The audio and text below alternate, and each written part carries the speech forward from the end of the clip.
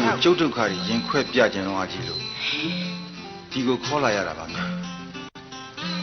စိတ်မဆိုးဘူးလို့လည်းယုံကြည်တယ် အကိုကြီးကိုညပေးလိုက်တဲ့စာရရတဲ့သားနေညောင်မမိနိုင်တာညောင်နှိမ့်ဆက်တာနဲ့မတူလားရဲ့အကိုကြီး မငြင်းပါဘူးဗျာကိုကြီးမငြင်းဘူးမမြဝင်းအပြစ်တင်ရင်လည်းဆိုရင်လည်းတင်နိုင်တယ်ဒီနေ့တရက်ထဲကျုပ်ကိုငဲ့ညာတယ်ကျုပ်ဆက်ကိုရှင်းဖို့မနေနိုင်ဘူးလားဗျာပြီးတော့မမြဝင်းကိုကျုပ်ပြန်ပို့ခိုင်းထားပါတယ်စိတ်ချပါ အကိုကြီးဒုက္ခကိုညကွင်းကွက်မြင်မိသိပြီမို့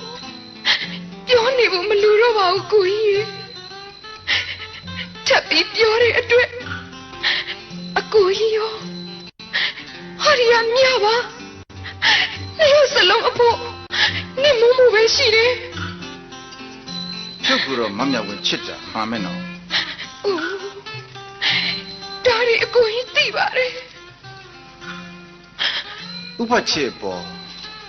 မမြဝင်းထားတဲ့တစ္ဆာတရားကိုတော့ဘယ်နည်းနဲ့မှမဖြစ်နိုင်ဘူးဆိုတာမှာမယ်နော်ဟုတ်လားမြတ် အမှန်ပါပဲအကိုကြီး